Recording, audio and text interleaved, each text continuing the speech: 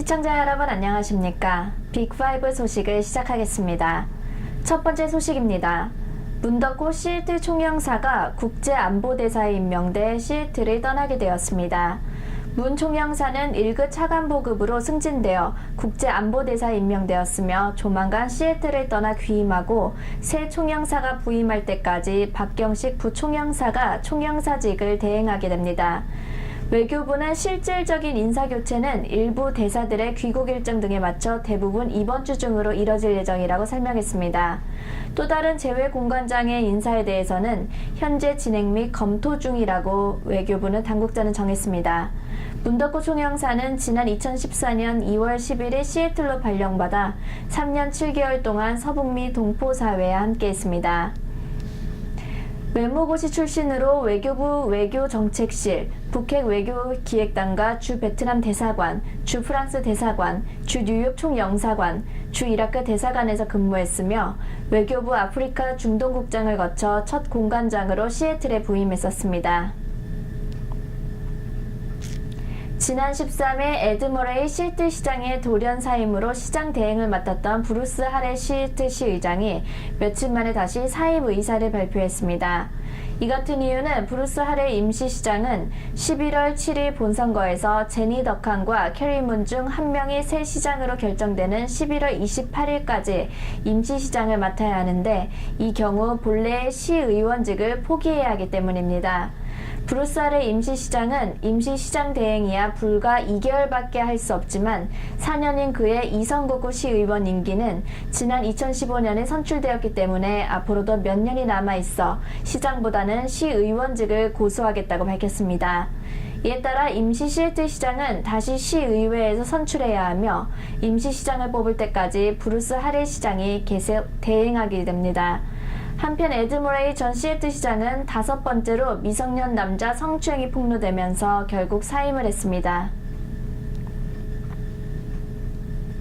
문재인 대통령이 18일 뉴욕에 도착했습니다. 문 대통령은 앞으로 3박 5일간의 유엔 외교 일정에 돌입하게 됩니다. 문 대통령은 18일 뉴욕 JFK 국제공항에 도착해 조태열 유엔 주재 한국 대사와 김기환 뉴욕 총영사 내외의 영접을 받고 공식 일정을 시작했습니다. 문 대통령은 첫 일정으로 안토니오 구테우스 유엔 사무총장을 접견하고 북한의 6차 핵실험과 대륙간 탄도미사일 도발에 따른 한반도 위기 해법을 놓고 의견을 교환하게 됩니다. 문 대통령은 이어 뉴욕, 뉴저지 지역 동포와 간담회를 하고 19일에는 3개국 주요 정상과의 양자 정상회담 일정을 소화하게 됩니다. 이어 20일에는 뉴욕 금융경제인과의 대화를 하고 이후 메트로폴리탄 박물관에서 열리는 평창 동계올림픽 홍보 행사에 참석합니다. 끝으로 뉴욕 방문 마지막 날인 21일에는 유엔 총회에서 기조연설을 할 예정이며 기조연설을 마친 뒤에는 트럼프 대통령, 아베 신조 일본 총리와 한미일 정상회담을 할 계획입니다. 지난 여름 동안 시애틀에서 거의 3개월 동안이나 내리지 않았던 비가 지난 17일 드디어 내렸습니다. 공식 가을 날씨가 오는 20일 시작되는 시애틀은 이번 주 기온도 지난 수개월보다 훨씬 더 떨어져 60도대가 될 것으로 예상됩니다. 한편 이번 가을과 겨울에 워싱턴주 등 서북미 지역에는 라니냐 현상 기후가 될 것으로 전망됩니다. 노아스 기후 예상센터가 지난 14일에 발표한 바에 따르면 앞으로 6개월 동안 라니냐 현상이 이루어지겠습니다. 라니냐 기후는 겨울철이 평소보다 기온이 더 떨어지고 비도 더 많이 내리며 특히 산악 지역에는 많은 눈이 쌓이는 것입니다. 지난 겨울에도 라니냐 현상으로 인해 시애틀에는 몇 년 만에 처음으로 낮은 지대에도 눈이 내렸고 12월과 1월에도 기온이 매우 떨어졌습니다.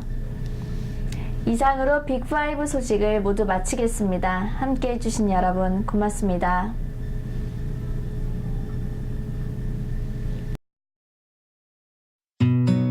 Hand in hand